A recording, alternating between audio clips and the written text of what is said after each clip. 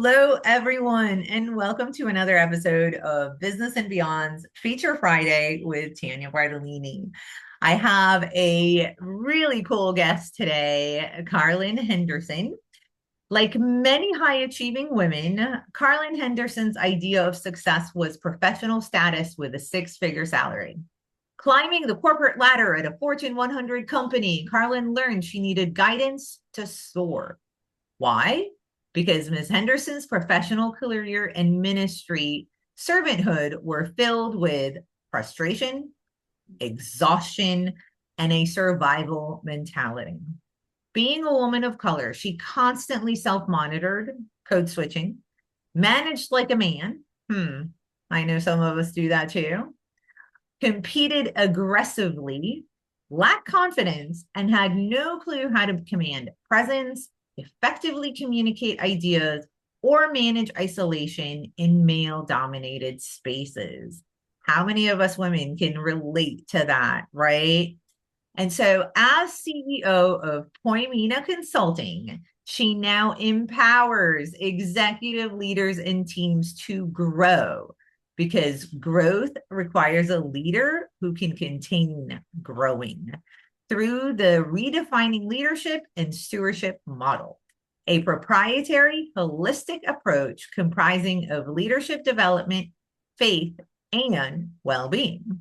So, particularly with her heart, Karlyn mentors women leaders to be unapologetic in embracing God's design of femininity and strategically leveraging it for productivity and profitability.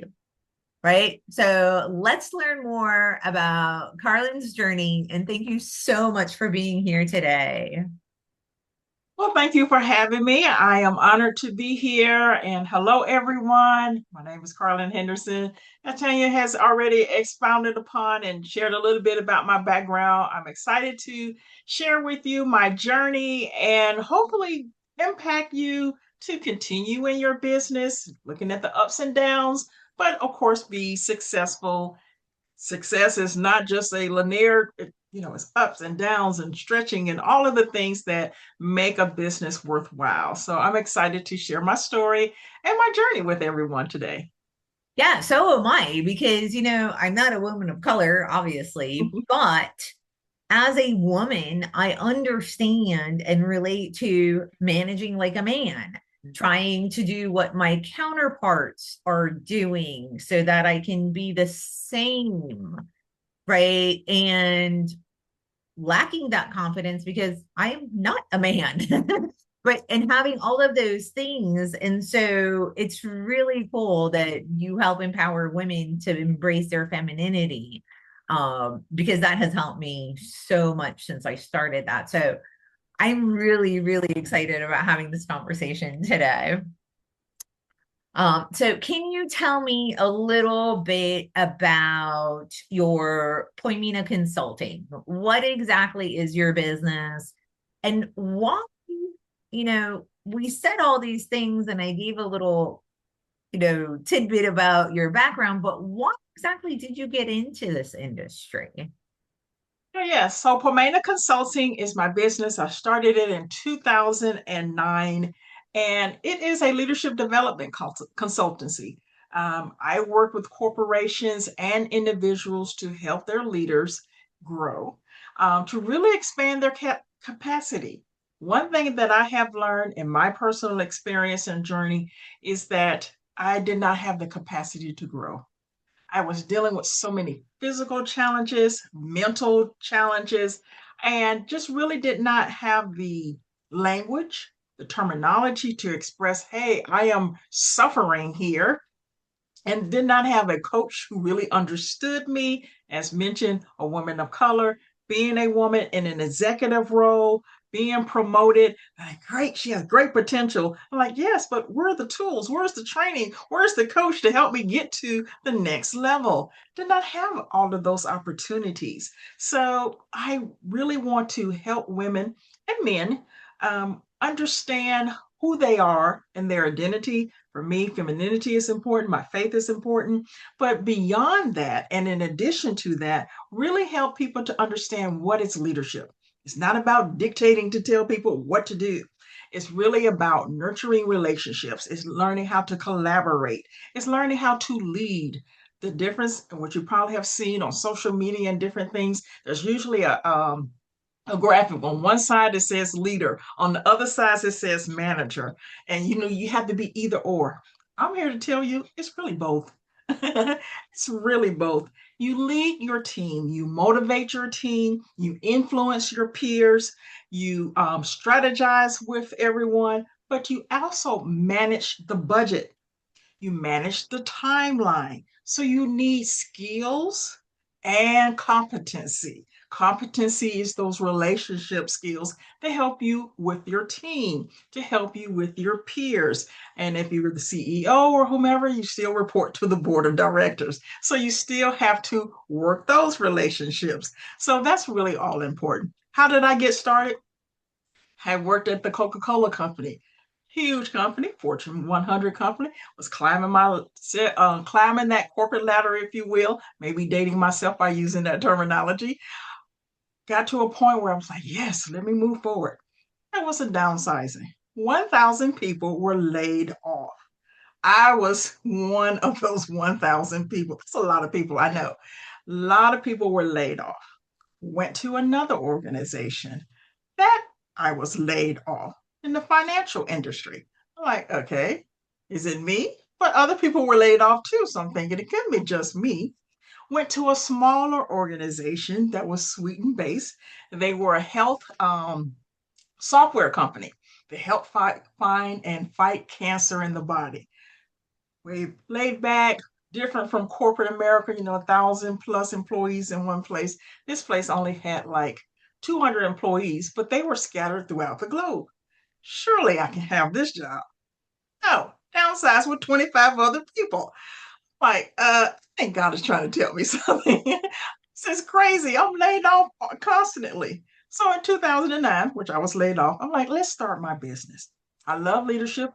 At that time, I was working on my master's degree in organizational leadership. So I was like, I love leadership. Let's move forward. Started getting clients, was residing in Atlanta, Georgia at that time, was able to get some great clients, CDC, and of course, was able to come back to the Coca Cola Company. So I had some great opportunities to go in and do leadership. One of the things that I have learned is I was teaching the cognitive ability, how to communicate, how to strategize. But I start finding out and was experiencing myself, I'm burnt out. I'm exhausted. Did not marry the mindset with the physical body to really learn it. You're a whole being, you bring your whole self to the leadership role. And so now what I do, I marry those things together. I look at your spiritual life, I look at your culture, I look at your mental, and I look at your physical. Because we bring our whole self to the role of leader, it's important to minister, to lead, to coach, to mentor to that whole being. So yes, the leadership strategy is different than it was, several years ago today. Yes. And I just want to bring up a couple of things that you said. One is you said that you also empower men. And one thing I have realized is men's femininity is also being concealed in business, right? And that causes them strife and it causes them overwhelm and burnout, and because they can only bring part of who they are into what they're doing, right? And then you just said right now the holistic part, which is we are spiritual beings in human bodies, and we have emotions, and we have lives, and we have our physical being and our mental state and our emotional state and our spiritual state, and you cannot bifurcate them, right? You can't just cut them all up and compartmentalize them. We are whole people.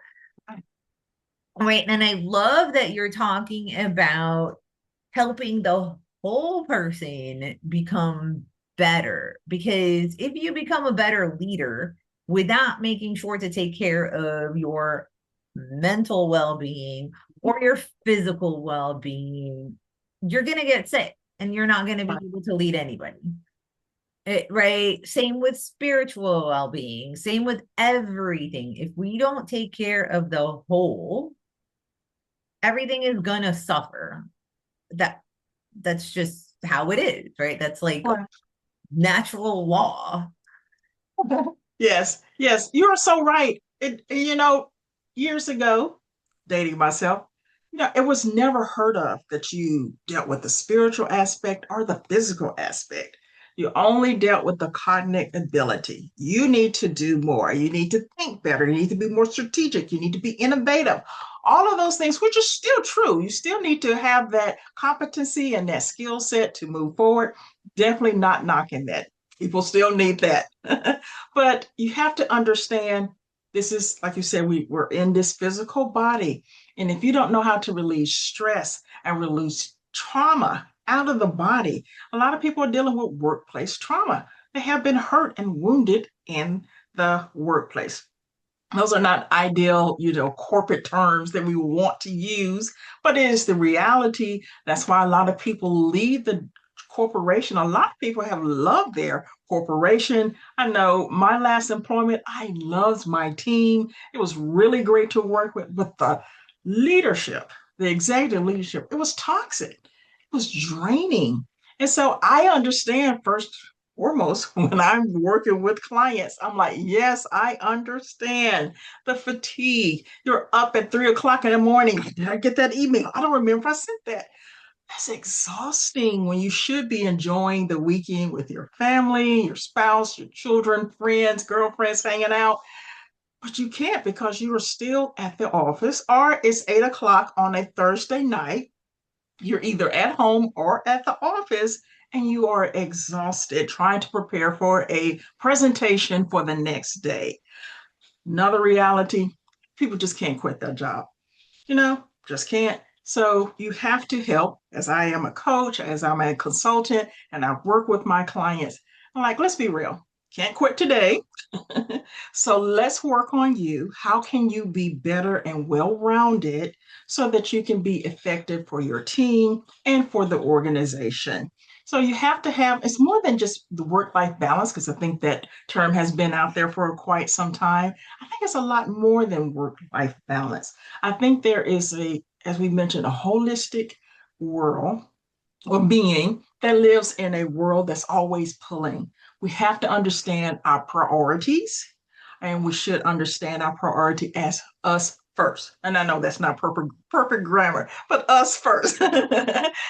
Thinking about, okay, how can I be effective? How can I help my team? How can I serve in a way of excellence without me being burnt out and having mental exhaustion? That's, and one of the things I always tell people, don't be selfish, right? Because everybody thinks that if I take care of me, I'm being selfish. And the opposite is actually true, Right. Yes. right? Because if I don't take care of me, then I don't give my family, my clients, my friends, anybody around me 100% of me. And don't they deserve to get the best of me when I'm with them? Absolutely. Right. And so if I'm not taking care of myself, if I'm not 100%, I'm doing them a disservice because I'm only giving them whatever is left of me. Right. They don't deserve that. Right.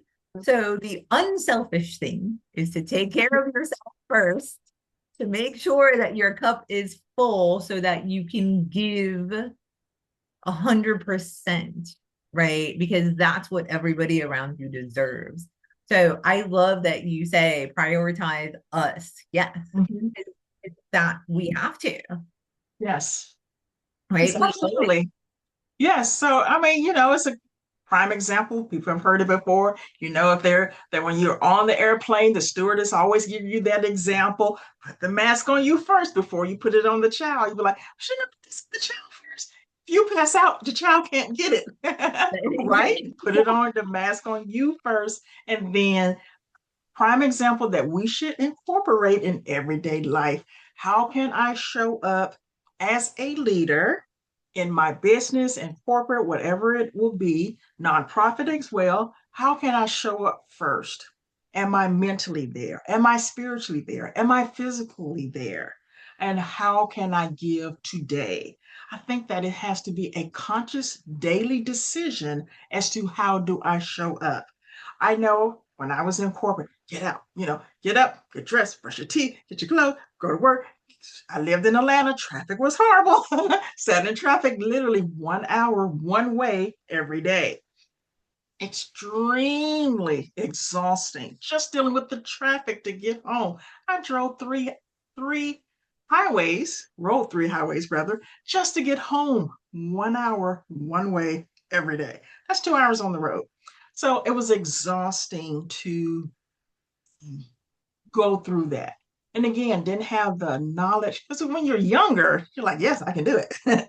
When you get a little older, like, oh gosh, that 1 hour one way is a little exhausting versus 23 versus 43 or 53. And so we have to learn how to manage every season of our lives. Another thing that I always tell when, especially when I'm working with women, is that the seasons of lives within our body. You have your reproductive, the premenopause, the menopause, and the postmenopause. All of that plays into your leadership role as well. Yes, it does. And I love that you just said, when you're younger, driving an hour to work isn't really that big of a deal. But as you get older, it starts changing and your seasons change. And that's where you need to learn new skills. You need to learn new perspectives, right? Like when I was in my 20s and I had to drive an hour, hour and a half to work, I just played music. I didn't care. It was all right. As I got older and it started getting stressful, I found that I can listen to books on audio and make it productive. And then I didn't feel like I was wasting time. I was Right. actually working on me in my mental Right. capacity. Right. So it's like that killing two birds with one stone Mm-hmm. type of thing. And so changing that perspective and strengthening what you already have rather than trying to find other ways and other things that may not even work, right? I Right. think is imperative. And so thank you for bringing that perspective and that shift to us. But I do want to go back to your company because, you know, we're here talking to business owners, trying to show them how they can continue their success with their business, right? How can they make their business successful? And one thing I find is everybody goes through some obstacles, right? Mm-hmm. They start up as you grow, as you scale, as you want to exit, it doesn't matter. There's always obstacles, right? And so, what are some obstacles that you have faced in growing your business and making it successful that you would like to share with us? And how did you overcome them, more importantly? So I think the first thing for me, the first obstacle for me was, what do I want to do? I have this corporate skill set.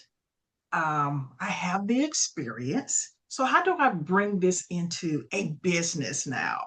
It's one thing when you're working in corporate and someone else is paying you, you just got a role.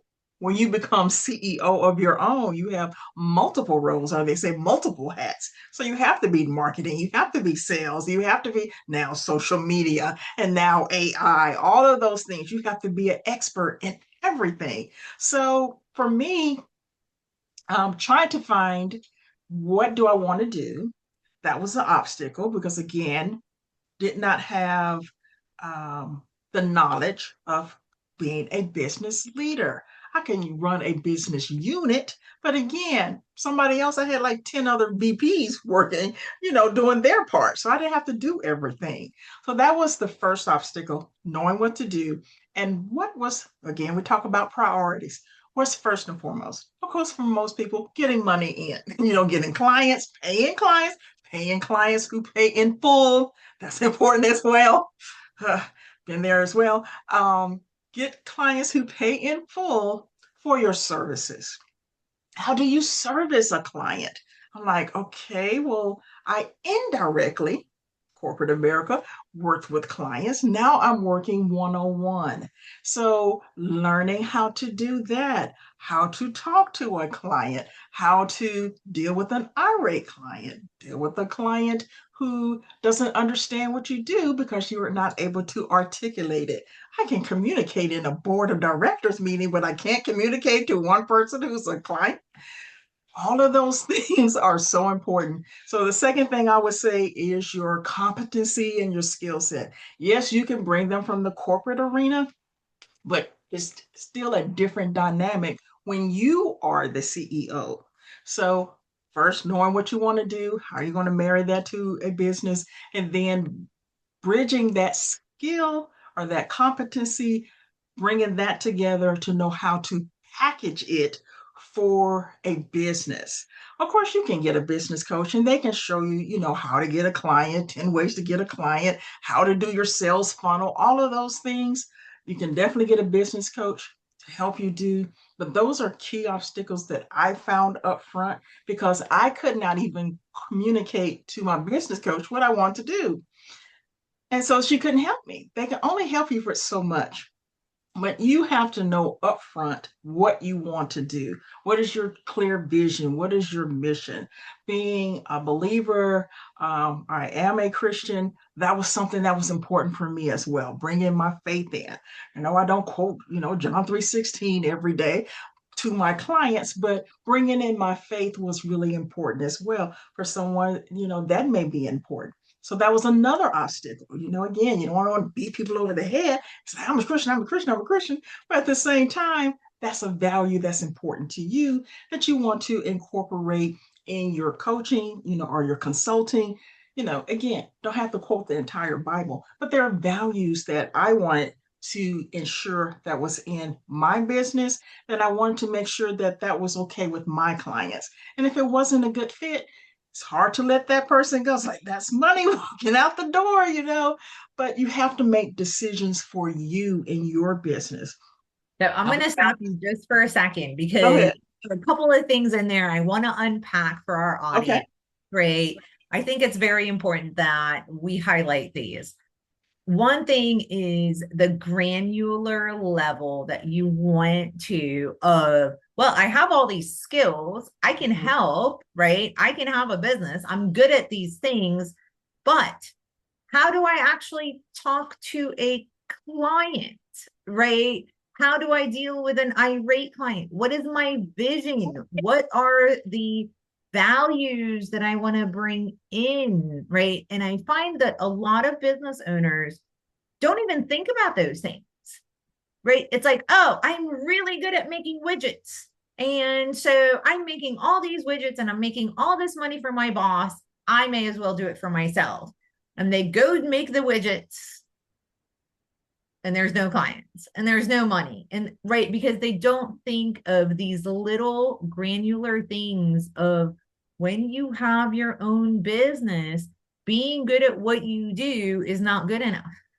Right. Right? You have to be good at running a business. You have to be good at getting clients. You have to be good at those relationships, Right. right? And figuring out how do I communicate with a client versus a vendor versus my spouse versus my children versus, right? So it's all these skills that come into play, not saying that you can't obtain them, Right. right? They're all learnable, you know, but you have to be aware that those are things that you have to learn. Right. And so thank you for sharing that. And then the other point that you made that I also want to bring in is, you wanted to bring your faith in. You wanted to be a Christian business. And I see so many people put their values to the side in the name of business, right? Business is business, personal is personal. And, I can't bring my faith and my values onto my clients. And Right.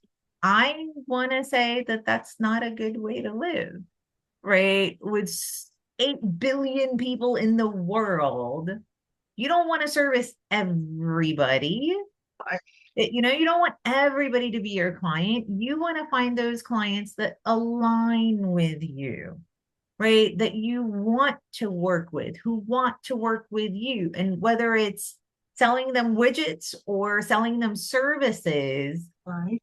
right? It doesn't matter. You need that alignment because otherwise you get burnt out. And it's so scary when someone who doesn't align walks away because you're like, that's money I need. I need to pay my bills. I need to, right? Right. But you've done that. And so have you found that by doing that and letting those people walk out of your purview, out of your business, right, who don't align, has that been a detriment? Initially you look at the finances, let's be real. Yes, that hurts. But the peace of mind, you know, if I'm working on a Zoom call like this and I'm working with a client and they're constantly cursing, that would be a challenge for me. I would not be able to service them because that would be offensive to me. And I want them to be free to be them. If that is for you, then you're not a good client for me. That would not work.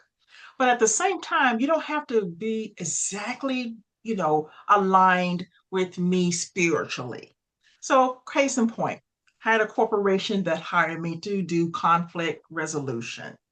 Problem, had no problem. I looked them up. Everything was great. Didn't necessarily, again, quoting scripture. But when I talked about conflict, I taught biblical principles. I told them about how to deal with conflict. So I said, okay, Mr. or Mrs. EVP, if you have a problem with the director, you need to go to the director and not the next EVP and talk about the director. You need to go to John, the senior director, and say, hey, John, this is a challenge that I'm having with you. You're not performing to where I need for you to be. I need you to understand that some of your employees who are reporting, your direct reports, are complaining that you are toxic. This is not a healthy atmosphere. I went to John directly. Mr. EVP, Ms. EVP, you need to go to John directly. Well, that's a biblical principle in Matthew 18. If you have aught against your brother, go to them alone, not the other EVPs, not the CEO, not the board of directors. Go to that person alone. They report to you, deal with the challenge. My principles were not compromised. My faith was not compromised. Now, they may not have known that that came from the Bible to go to that person one on one. And if you need to bring in another person, then maybe you can bring in the next EVP and you two of you can talk to them. That's Matthew 18. So I didn't have to compromise my faith. I didn't have to blurt out, hey, I believe in and I believe in God. But at the same time, my values, my principles were not compromised. I had a chance to teach. I get paid for it. That So, that's so important. it Go is. ahead. And, I love that you gave that example as well, because when we say, you need to find clients who align, it doesn't mean that they have to be exactly like you and they have to think like you. And what are you teaching them if they're exactly like you? That's Right, not right. We're talking about alignment in the fact that you can teach them and they can learn from you, right? If someone is sitting there cursing all the time, like you said, for you, you can't teach them because it's offensive. So it doesn't make them a bad person. It doesn't make you a bad person. It just means you two cannot work together in that capacity, right? That's all. There are more people out there who would be right. better suited to teach them, right? Yes, And that they would have better suited to learn from as well. So right. when you don't align with, like, I can't work with people who sit there and yell at me. I'm not doing it. Or if they want to be very aggressive and they want Mhm. to get the other person, like, sorry, that's not what I do.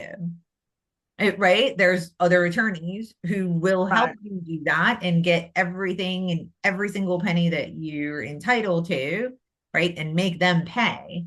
Nothing Right. wrong with that either, right? But my style is more collaborative. Let's settle. What is the best thing for my clients holistically, which includes peace of mind, finances, Yes. time, right?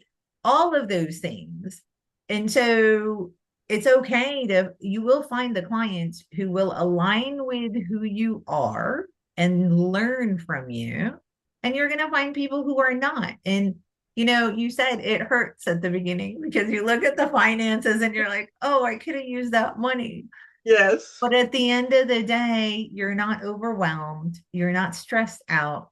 You're servicing your current clients much better because you're in a better state, right? And you're attracting better clients that fit you as you Right. grow, Right.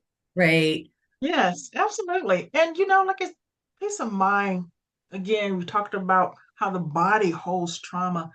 You can hold on to that trauma experience with that client if you don't know how to guard your business. As you mentioned before, everyone is not for everyone. You know, we will love to be, um, a general product like a Nike or a Coca Cola or a Google, where maybe 95% of the world really use that product. Global company, we are small businesses that may have 2 to 3, 10 employees. Let's be realistic. Again, in the long run, it makes sense to make sure that they are happy, you are happy. Again, you have to be tit for tat for everything, I believe. But if we can work in harmony with one another, that's an obstacle long term, that you being in a contract with someone and you grudge and dread to pick up the phone or meet with them on a Zoom or one-on-one. No one wants to live like that. That's not healthy, mentally or physically, right? Yes. And, one thing you said about like the big guns, Nike or Coca-Cola or what, if you really look at them, the reason they're so big is not because they have a product or a service that they have 95% of the population wanting. It's because they have so many different products and services. I mean, really, Coca-Cola, Coke Zero, Diet Coke, Cherry Coke, Right. Diet Cherry Coke, right? Like, so as you grow, you can certainly hire people. You can certainly have, innovate new products and new things to service other people. And you can put the people in charge and in place who will align with them, Right. right? It doesn't have to be you. Right. But as a small business, especially when you're first starting out, you need to find the ones that give you that peace of mind, that Yes. motivation, that Right. I can't wait to talk to Karlyn today, right? Like, and maybe not as enthusiastic, but at least it's not, oh, I don't want to. Right. Who wants to live like that? Nobody. Right. So many business owners do that and overwhelm themselves because, well, that's business, but it doesn't have to be. It doesn't. So, thank you for sharing your obstacles. I want to go to, unless you have something other obstacle that you want to share with our audience, I want to go to what is working and how you got it to work. So, your choice. Thank you.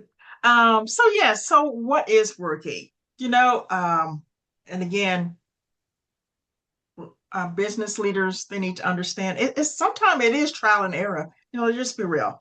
Especially if you're selling a service. But I guess a product too. You're selling a widget, you might have to tweak it to make sure that it's just perfect.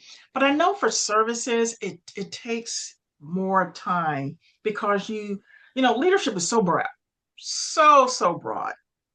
And it took me time to narrow down specifically what I wanted to do, the niche of the clients that I wanted to work in. So once I figured that out, it was easier to operate in marketing and sales because I knew what those challenges were. And again, the average business coach, they would tell you, you have to speak the client's language. You have to know what they're dealing with. What are their challenges?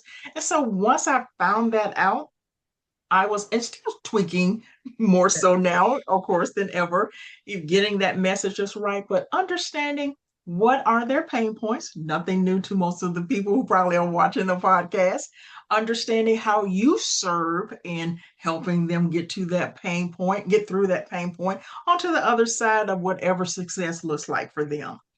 It's simple, but it really is truthfully, it works. You have to understand, like I said, we talked about it just now. What works for you and how do you serve them? And how do you bring real solutions to that clients. So I work with corporate clients and individual clients. So on the corporate side, I do work with men. When I work with individuals, I only work with the women. But either way, you have to make sure that when you're working with the clients, again, for me, I let them know it's a holistic process. Letting them know upfront. That's where I've found success. How do I work with you? How do you work with me? What are the risks of working with a small business, a boutique business with a few clients, a few employees versus, the mega management consulting firms. There's less red tape because I'm right there. You don't have to go up the ladder to work with the CEO. So I bring those things to the table to let corporate clients know specifically what are the risks. I think that is something that has really allowed me to stand apart. When I've worked with corporations, they're like, oh, no one has ever brought to me what are the risks of working with me. Okay, that's interesting. So it gives them pause. It gives them to think about, okay, if I work with Pomina Consulting, I will get X, Y, and Z, but the risk are, and so that really gives them um, confidence, I really would say, I would think, give them confidence to say, hey, she's identified what some of the challenges are of working with a boutique company. I'm willing to take the risk because she's pointed them out to us. Again, when you are a small business owner, like I said, 10 employees or less, that's really something that can help you be a differentiator from other businesses. Let's be real. Let's put all the cards on the table. That's what I do. I put, hey, it's just me. I do have a team. I have a team in different states. If we need to come and do this person comes from that state. This person comes from this state. If we can do it on Zoom, that will work as well. I just put everything out there. I don't hide anything. I don't have any hidden agenda. Like people say, well, the fine line, did you read the fine print? I, you know, when I have kickoff meetings with my team or and the clients, I let them know. Remember when we signed the contract? This is what we said. These are the things that we're going to do. If you bring something up midterm, you will have to sign a new contract, but the first contract needs to be completed first. Have to be firm. That is, I found to be successful when I'm working with corporate clients and even individual clients. Let's stick to 3 months that we're going to work with. This is the plan. We're not going to deviate from it. Yes, something new came up and we probably need to address it, but let's stay focused on this. If you want to renew the contract and we address the new issue that came up, I am more than happy to want to work with you on that. But let's stay focused. I think success comes, like I said, the third thing, the success comes when you are focused and firm so that they can't just rag you down, like a rag doll. It's like, hey, we want this and we want this. That's great. We came out with a plan. We were strategic. You agreed. I agreed. We started. Here are the 3 months. After the 3 months, if you want to change phase two, which has not started, then let's revisit phase two. And then we can change that. That's not etched in stone. You haven't paid me and I haven't done any work. Being firm with your client, whether it's one-on-one, a team, or a corporation, I have learned that you stick to your guns, you stick to the contract, and it really is. tempting when they like, hey, we got something new. And you're like, I would love to get that contract again. But is it worth the risk of you compromising your integrity as a business leader to come out of the contract because potentially they could sue you?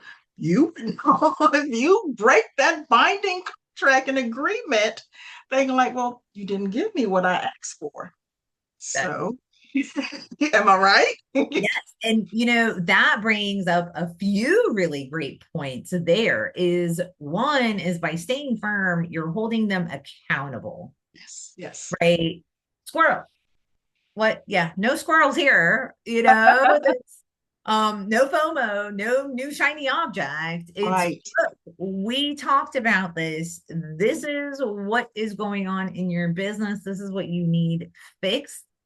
Let's right, do that first, right? right. Because if we keep going through all these shiny new objects, all these squirrels everywhere, we're never going to get focused. We're never going to get your business to where it needs to go, right? Right. And so being firm and sticking with the plan, I look at it as more of an accountability partner, right? We made this deal, we made this plan. I'm going to hold you accountable to it until we fix it. Then we can talk about all these shiny new objects and where do we go from here, right? And probably, I bet you 90% of the time, by the time you're done with the first thing, they are already forgotten, the five squirrels Yes. that came up between the time you started and then Right, a new shiny object, right? right, Because that's just human nature. I right. mean, Yes. right? But this is exactly why I believe in coaching. This is exactly why I have coaches. This is why I coach, because it helps you stay focused and accountable, Yes. right? And I think it was Harvard who did a study, and it showed that if you have an accountability partner, you are 90% more likely to achieve your goals. Yes. Your Right. feet to the fire for sure. Yes. So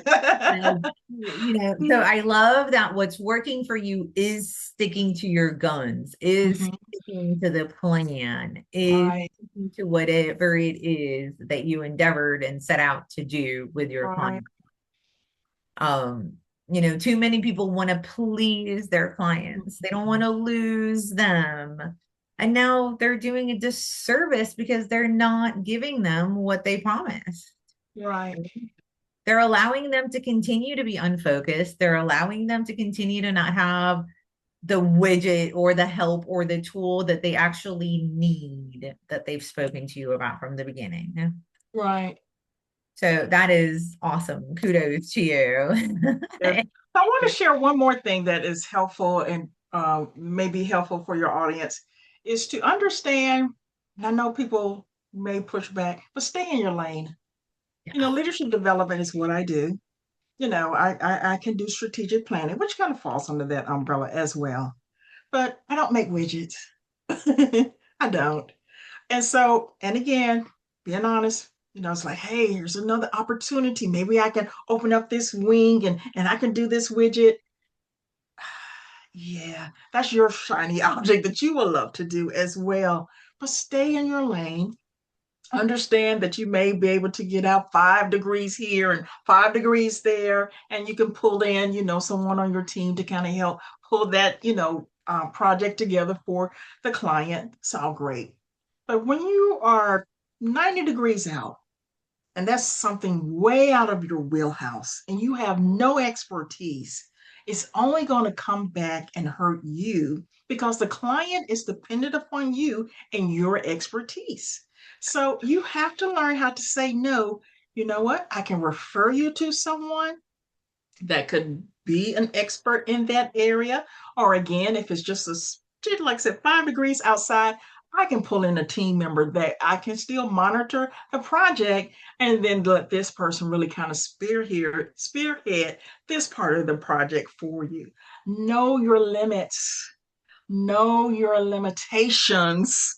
And that's not, self-limiting beliefs. That's just the reality of that is not what you do. I know when I first started, I was like, oh, I want to do this and I want to do that. And like I said, I wasn't clear on because leadership is so broad and so vast until I was able to narrow down exactly what I wanted to do. So I tell and share with your audience, please, please, please know what your wheelhouse is. And if it's just a smidget outside, don't use all these adjectives. Yes, bring in a team member who could potentially help, or you could get that contract, and that could be great. But if it's so far outside of what you normally do, the stress, the pain, the agony, potential breach of contract because you can't meet the demand of what the client really wants, and the outcomes are not what they were expecting, the results are horrible, and you're thinking, I don't know this well enough to know what the results really should look like. And that's not to say you shouldn't stretch yourself. You should, as you mentioned, you have a coach. You continually are looking at how your personal training, your personal competency development. I have a coach as well. But when it's so far beyond what you can comprehend and it's about the dollars, trust me, in the long run, you're going to pay way more than, an extra $100,000 contract could ever satisfy you with. It would be disastrous. You can actually implode your business, right? Yes, It yes, takes a lifetime to build your reputation, and it yes. takes less than a second to Right. destroy it. That's it. And so, Karlyn, this has been such a great episode. I've really enjoyed talking to you. Thank you for all of this valuable lessons and information that you've shared with us. How can my audience or anybody listening to this get a hold of you, work with you, what contact you? So they can contact me at pomina.com. I know that's a unique word, but it is P as in Paul, OIM as in Mary, ENA.com, pomina.com. There you can find that is the basis of my leadership consultancy. If you are interested in executive coaching, uh, coaching for women only, team building, we didn't touch in there, but I do team building as well. And then mental toughness. Those are the four areas that I really gravitate to when I serve individual clients or women clients and then corporations as well. So pomena.com, you can go to my website for women. It's an online school, Halil Academy. And then, of course, if you're interested in speaking, Karlyn.co, that's available as well. But Pomena.com is the main area that you can go and find all of that. I'm on every social media platform, so you can follow me there as well. That's great. And her information will be in the chat if this is on chat, and it will also be at the end of this podcast. So you will always have access to it. And Karlyn, before I let you go, one more question. And Okay. briefly, if you could only give business owners one piece of advice for them to be successful, what would that be? You gotta just have to sound like a broken record and repeat. Do what you love. I know it's probably been a million times, but do what you love. It's not grudgery. You'll have the grace to do it. Do what you love. Do what you love. And then learn it well. So you I can had to, monetize right. it. Yeah, for Yes. sure. Thank you so much for being here today. Thank you, audience, for listening. I hope you've gotten as much value out of this as I have, and I will see you next time. Bye. Bye. Thank you.